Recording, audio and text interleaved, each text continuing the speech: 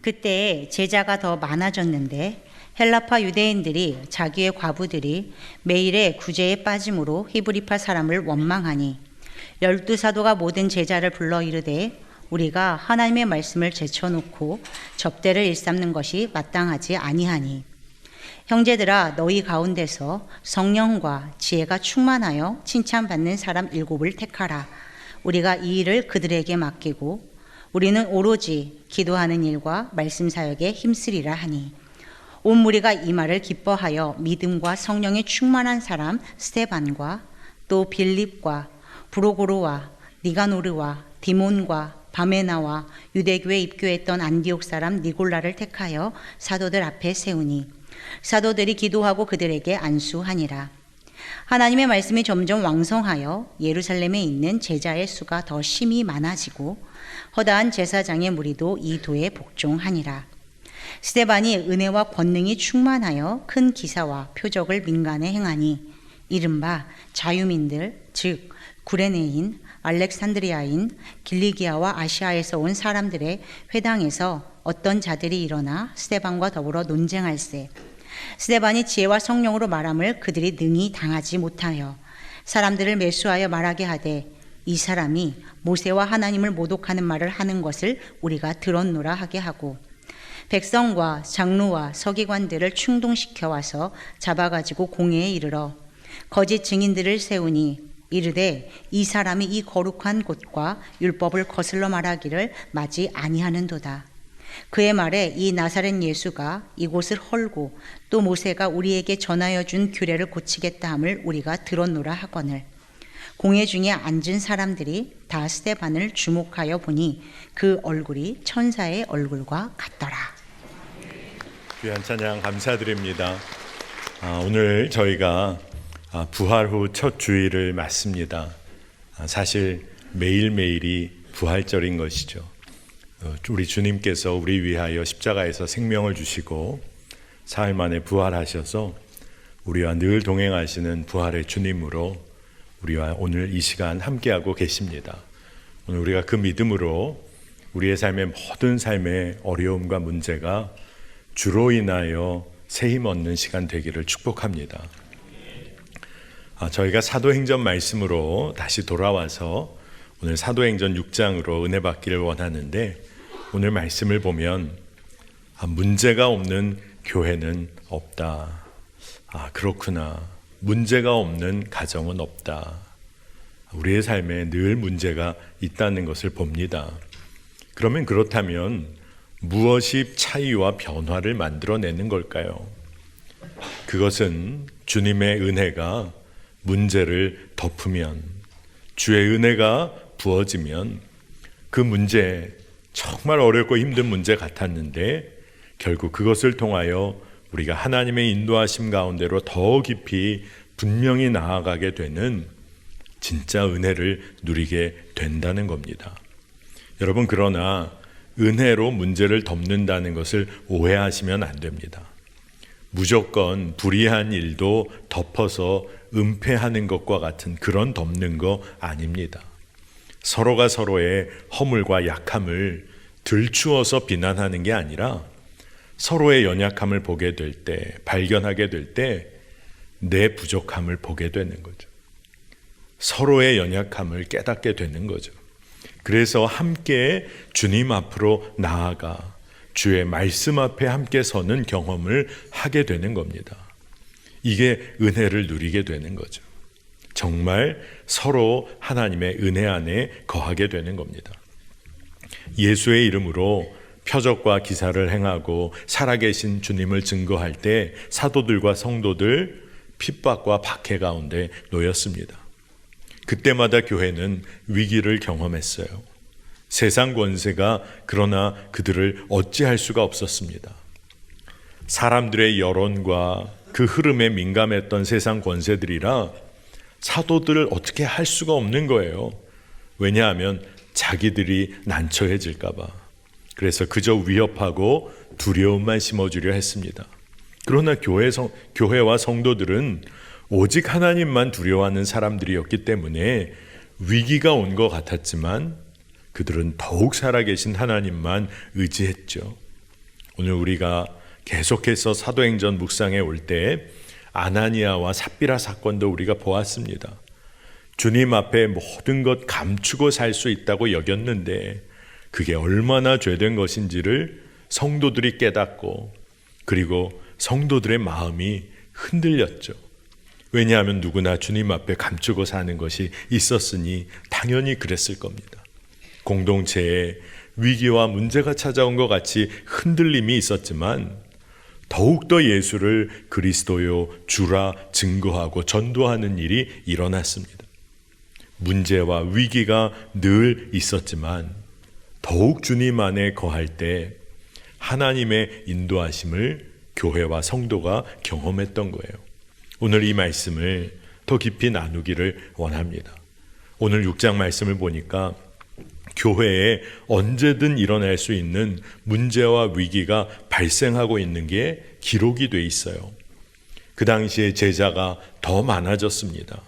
그렇게 제자가 더 많아지기 시작하는데 공동체가 구제를 해야 할 사람들 중에 특히나 헬라파 유대인 과부들, 그들을 매일 구제하는 그 구제 리스트에서 대상에서 그들이 자꾸 빠지게 되는 일이 있는 거예요.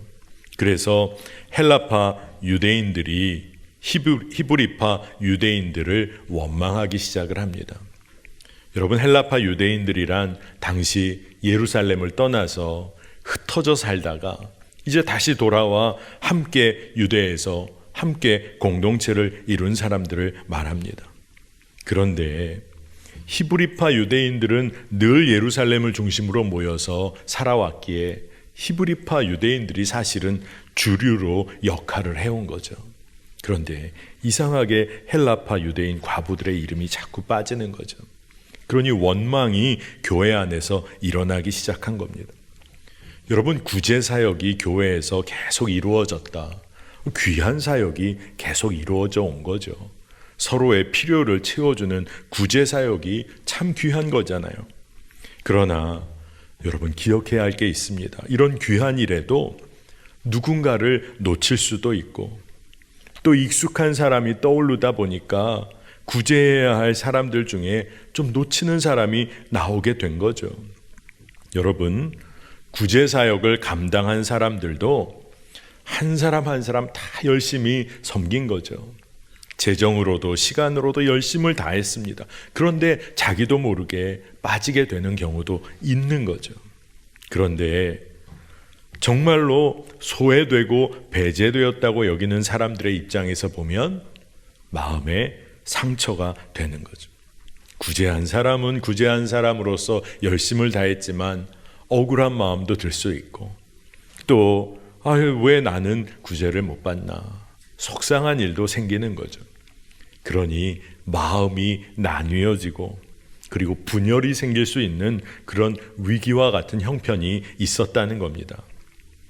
여러분, 시험과도 같은 문제 앞에 설 때 가장 쉬운 방법이 뭘까요? 그 문제 해결하는 가장 쉬운 방법이 뭘까요? 그 일 그만두는 겁니다. 부부관계도 살다 보면 어려운 문제 앞에 설 때가 있죠. 그때 가장 먼저 갈라서는 일을 생각하게 된다면 그건 진짜 문제인 거죠. 성도 간에 문제와 아픔이 생길 수도 있는데 그때 그러면 내가 그냥 조용히 교회 떠나면 해결할 수도 있지. 그런 마음이 들 수도 있죠. 누구나 그런 마음 한 번쯤은 갖게 되었던 적이 있을지 모릅니다.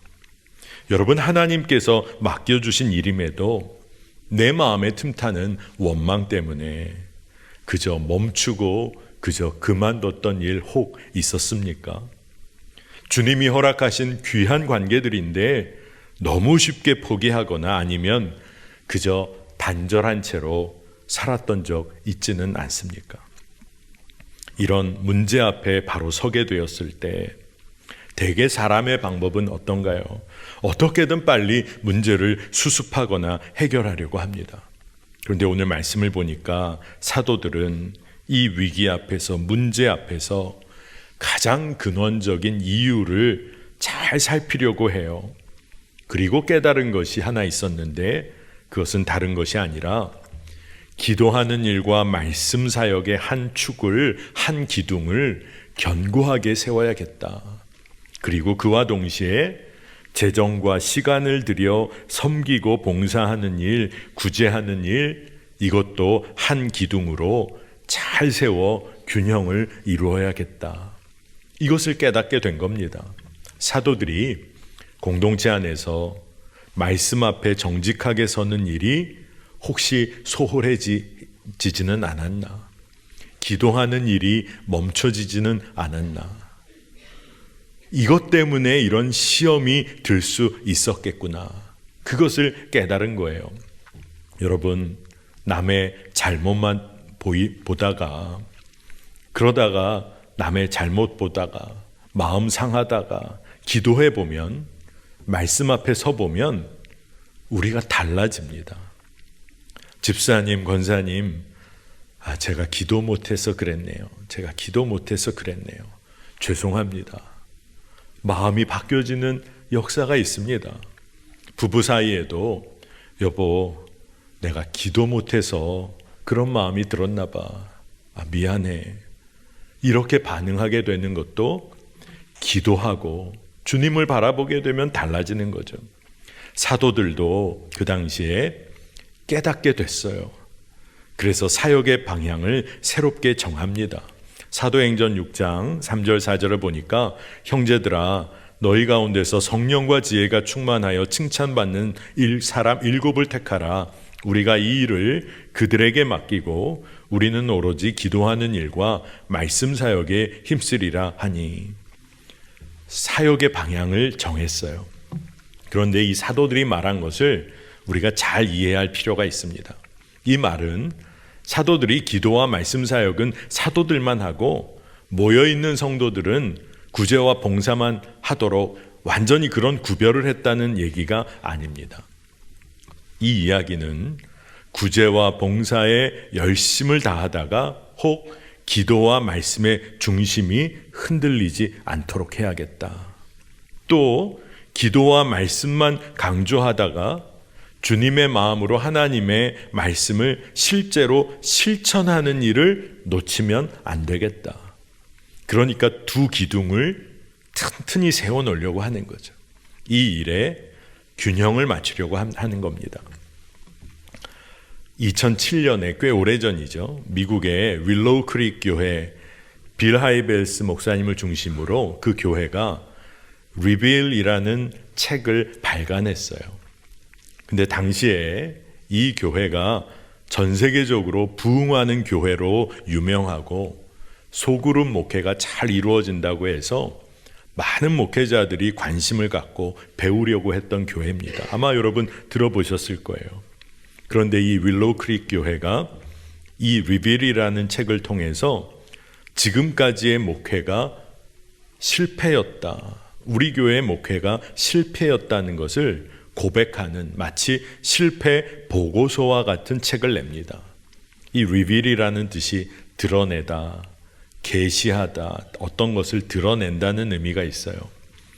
왜 이 교회는 자신의 교회의 목회가 실패라고 진단하고 수많은 사람 앞에 보고를 한 걸까요?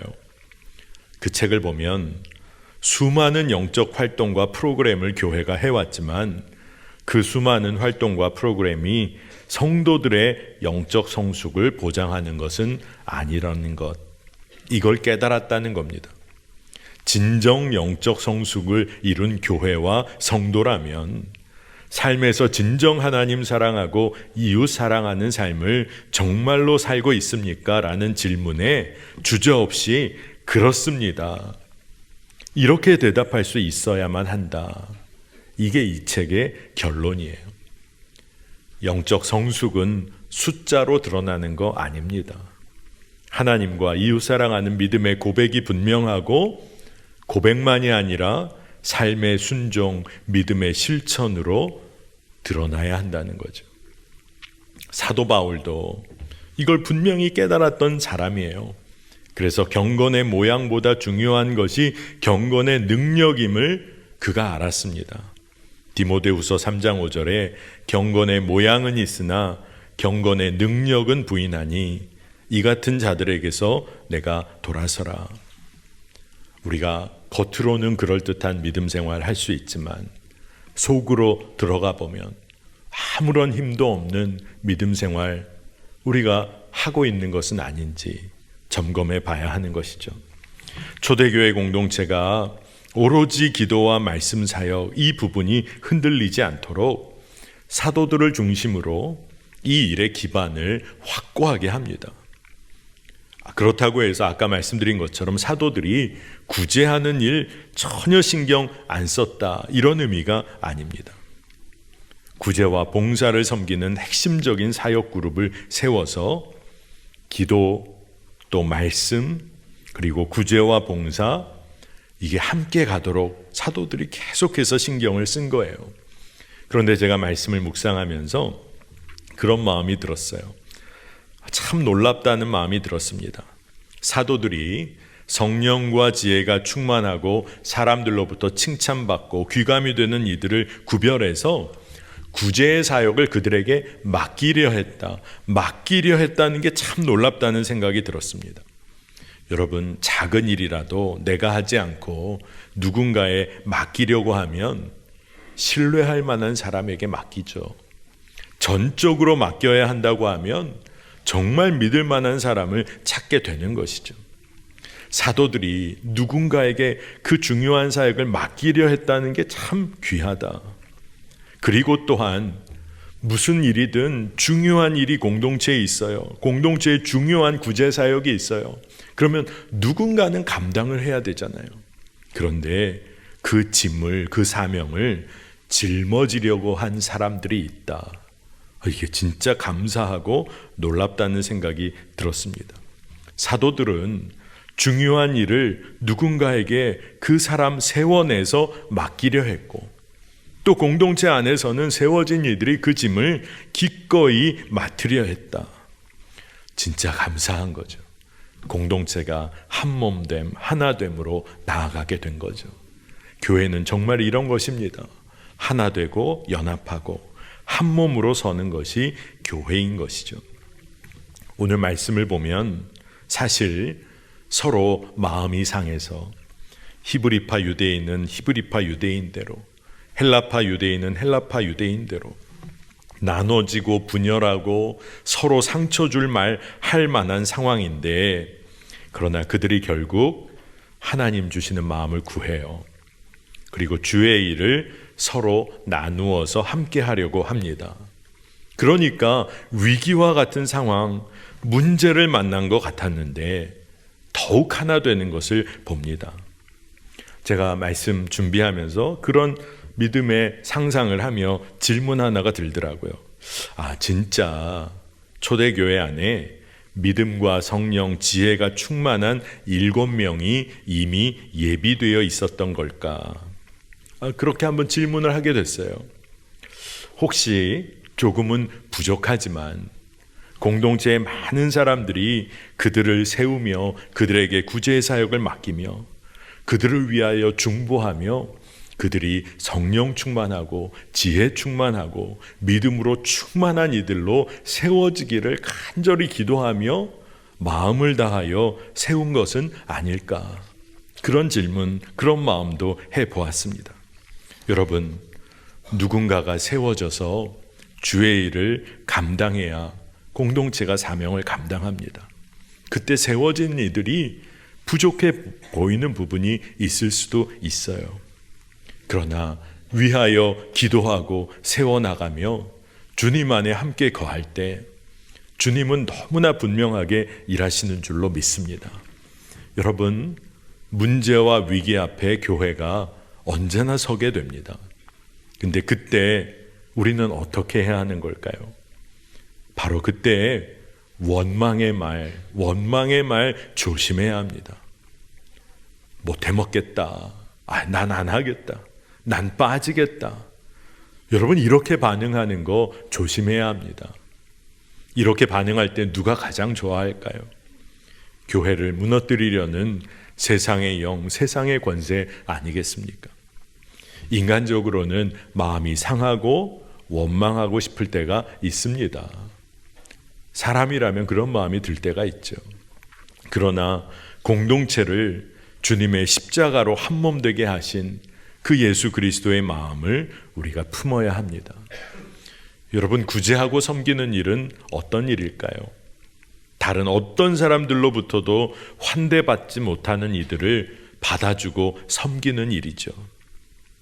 도움이 필요한 사람들 조건 없이 받아주는 것, 이런 일을 감당해야 할 교회가 하나 되지 못하고 옳고 그름 주장하고 따지기 시작한다면 교회의 머리 되신 예수님의 마음이 어떠실지를 우리가 생각해야 하는 것입니다.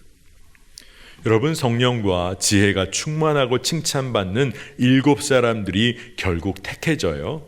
그리고 오늘 말씀 보니까 사도들이 그들에게 기도하며 안수합니다. 그런데 그 명단을 보니까 너무나 특이한 것이 모두 다 헬라식 이름이에요. 그러니까 헬라 사람들, 헬라 문화에 익숙해지며 히브리파 유대인들과는 거리가 있었던 사람들이 다 세워진 겁니다. 히브리파 유대인들이 구제하고 봉사하는 일의 주도권을 다 내어준 거예요. 원망에 빠졌던 사람들과 더불어서 함께 성도들이 기도하기 시작한 겁니다. 그리고 이와 같은 결정을 했어요. 얼마나 놀라운 일인지 모릅니다. 위기를 맞은 교회가 더욱더 합심하여 주의 마음을 구하고 행한 일이라고 믿습니다. 나와 가까운 사람, 나와 친한 사람, 내가 속한 그룹이 그래도 내세울 만한 무언가를 사역하려 한 거 아닙니다. 철저하게 자신의 권리를 십자가 앞에서 포기한 거예요. 십자가에서 자신의 죽음을 인정한 것입니다. 헬라파 유대인들이 더 이상 원망하지 않았어요. 교회 안에 기쁨이 있었어요. 세워진 사람들 안수를 받습니다. 이 안수를 받았다는 것에 아주 특별한 의미가 있습니다. 그것은 내 생각과 내 의지를 내려놓게 되었기 때문에 그래요. 안수, 이 오디네이션이란 말은 그 의미는 다른 어떤 것이 아닙니다. 저도 꽤 오래전에 안수 준비를 하고 교육을 받을 때 멘토가 되는 목사님이 그런 질문을 하셨어요. 교회에 가보면 참 이름 없이 섬기는 귀한 성도님들 많이 계신데 안수받은 목회자나 안수받은 장로님들과 열심히 섬기는 성도님들 사이에 무슨 차이가 있는 거냐, 이런 질문을 제가 받았습니다. 제가 생각해 봐도 무슨 차이가 있지, 그렇게 성실하게 이름 없이 섬기는 성도님들 너무 귀하신데 안수받은 것과 그분과는 무슨 차이가 있는 걸까? 여러분, 안수라는 것은요, 무슨 특별한 능력을 받는 그런 의미가 있다기보다 안수받은 이후로부터 자기의 삶 전부를 주님이 쓰신다고 할 때 쓰실 수 있도록 항상 준비하고 있다는 것을 의미하는 겁니다. 그래서 그때 멘토 목사님이 이 안수를 설명하실 때 available이라는 영어 단어를 사용하시더라고요. 여러분, 이 단어의 뜻이 사용할 수 있는, 쓸 수 있는, 쓸 수 있도록 준비가 되어 있는, 이런 뜻이에요. 우리가 그릇이 있더라도 깨끗하게 준비되어 있지 않으면 써야 할 때 쓸 수가 없습니다. 아무리 좋은 차가 있어요. 근데 정작 쓰려고 했는데 기름이 없네요. 쓸 수가 없는 거죠. 안수받았다는 것은 앞으로의 내 삶을 주님이 쓰시고자 할 때 언제라도 쓰실 수 있도록 준비하고 사는 삶을 말합니다. 그런데 참 놀라운 것이 교회 안에 원망이 있었어요. 분열이 생길 수 있었습니다. 그런데 성도들이 연합하여 기도하고 사도들은 영적인 방향성을 분별하여 함께 나누고 그러는 과정 가운데 자신의 삶을 하나님께 완전히 내어드린 사람들이 세워졌다는 거예요. 교회 안에. 교회는 위기를 맞은 것 같았는데 자기의 삶 전부를 내어드리는 사람들이 세워진 겁니다. 진짜 감사하고 주께 영광 돌릴 일인 것이죠. 위기를 맞은 것 같았는데 하나님의 말씀이 더욱 강하게 증거되고 제자의 수가 늘어나는 역사를 맞이하게 됩니다. 사도행전 6장 7절에 하나님의 말씀이 점점 왕성하여 예루살렘에 있는 제자의 수가 더 심히 많아지고 허다한 제사장의 무리도 이 도에 복종하니라. 여러분, 눈에 보이는 위기에 흔들리지 않아야 합니다. 위기를 맞은 것 같았는데 주님의 뜻을 구하고 더욱 하나 되니 부흥을 경험하게 되는 거예요. 환경과 여건 어려워요. 그런데 주님 안에 함께 거하니까 달라지는 겁니다. 상황이 좋든 나쁘든 그게 문제가 아니라 주님 안에 거하느냐가 관건이 되는 거예요.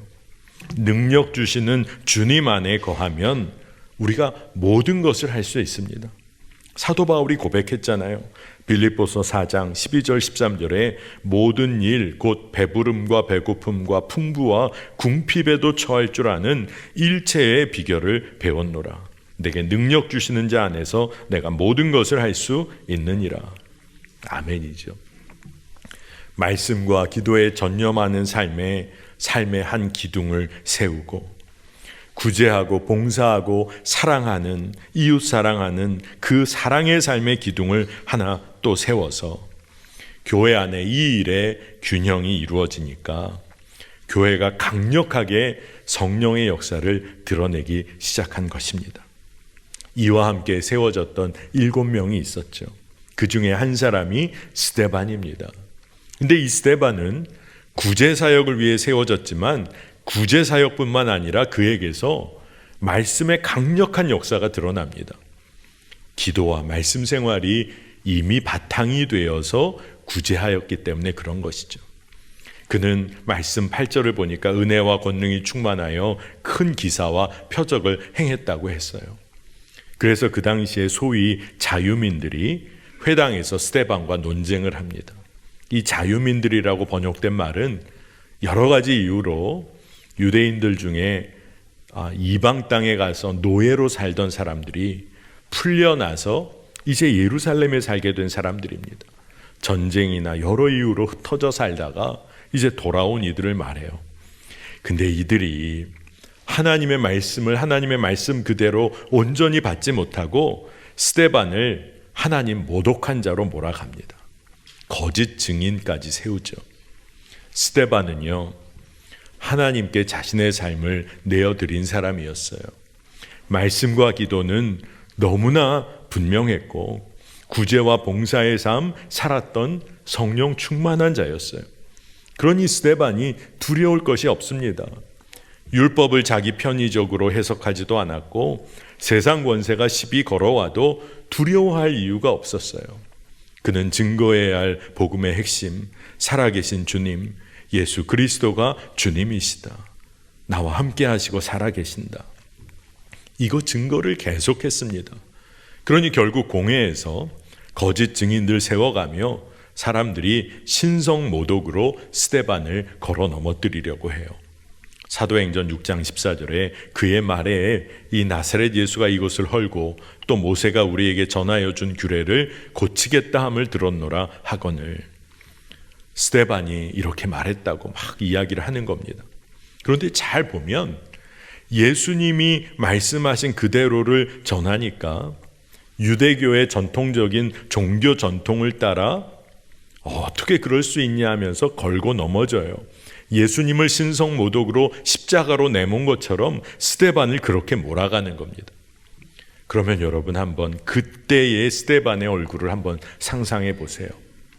사람들로부터 내몰립니다. 신성 모독으로 막 내몰려요. 잘못하다가는 진짜 예수님처럼 십자가 그 길로 내몰릴 상황이에요. 그런데 그가 당황해하지 않습니다. 두려워하지 않아요. 위기 앞에 놓였는데 그는 늘 말씀과 기도의 삶, 구제의 삶, 이 균형을 이루며 살았기에 그는 그렇게 두려워하지 않습니다. 사도행전 6장 15절 하반절을 보니까 뭐라고 돼 있냐? 그 얼굴이 천사의 얼굴과 같더라. 진짜 놀라운 것이죠. 여러분, 우리가 위기를 만나면 세상의 방법 찾곤 합니다. 교회에서도 위기와 같은 문제 만나면 누구 탓이냐, 누구 잘못이냐 찾으려고 합니다. 그리고 원망하죠. 그러면서 나는 빠지겠다, 이런 얘기합니다. 그러나 그때 진짜 필요한 게 뭘까요? 주님 안에 거하며 주님의 마음을 함께 구하는 것입니다. 원망이 아니라 성령 충만을 구하는 것입니다. 주님 안에 거하며 성령 안에서 한 마음을 지켰을 때 공동체가 말씀과 기도의 터 위에 서서 구제와 봉사의 사역을 더 잘 감당한 것이죠. 그렇게 세워진 주님의 사람 스데반, 정말로 교회가 위기였지만 교회가 기도함으로 세웠던 사람들 중에 한 사람인 스데반이 예수님이 가신 그 길, 그 좁은 길, 생명의 길을 그대로 걸어가기 시작한 거예요. 여러분, 잘 보십시오. 주님 뜻대로 걸으려 하면 어디서나 어려움 겪을 수 있습니다. 하지만 결국 그 주님으로 인하여 어디서나 기쁨과 평안을 누리게 되는 줄 믿습니다. 여러분, 우리의 삶이 그래요. 우리 삶에서, 우리 교회의 삶에서 진짜 위기가 뭐고 진짜 문제가 뭘까요? 다툼과 나눠짐입니까? 물론 그것도 위기이고 문제입니다. 그러나 그보다 진짜 위기가 뭐예요? 주님의 마음을 함께 구하지 않는 겁니다. 주님의 마음에 전혀 관심이 없는 겁니다. 여러분, 주님 안에 거하는 기도가 없는 공동체, 위기에 무너지겠죠. 그러나 여러분, 가정 안에 문제를 만날 때 가족들이 함께 주님 안에 거하며 기도하기 시작하면 다시 일어서고 회복되는 줄 믿습니다. 교회가 아무리 어렵고 위기를 만나도 성령의 평안에 매는 줄로 이미 하나 되게 하신 공동체다, 이 믿음 가지고 주님 안에 함께 거하면 교회도 다시 살아납니다. 살아날 뿐만 아니라 오늘 말씀처럼 스데반과 같은 사람들 일어납니다. 주님만 담대히 증언하는 증인들이 교회를 통해 세워집니다. 우리 교회를 통해 우리의 자녀들이 믿음의 용사로 세워질 줄을 믿습니다. 우리 모두가 교회죠. 복음의 능력을 증거하는 교회로 우리가 온전히 서기를 원합니다. 위기 같았는데 주님 안에 거하니 부흥입니다. 주님 안에 거하니 회복이고 감사고 주께 영광 돌리게 되는 줄 믿습니다. 오늘 이 믿음이 우리 안에 분명히 새겨지기를 축복합니다. 오늘은 특별히 성찬주일로 저희가 지키는데, 우리 성찬주일 성찬에 참여하기 전에 오늘 허락하신 이 말씀을 기억하면서 우리가 합심하여 먼저 기도하기 원하는데, 기도의 제목은 이렇게 기도하면 좋겠어요. 위기와 같은 문제를 만날 때마다 더욱 주님 안에 성도들이 함께 거하게 하소서. 주님의 뜻, 주의 마음을 함께 구하고 함께 순종하는 기쁨이 회복되게 하여 주시옵소서. 우리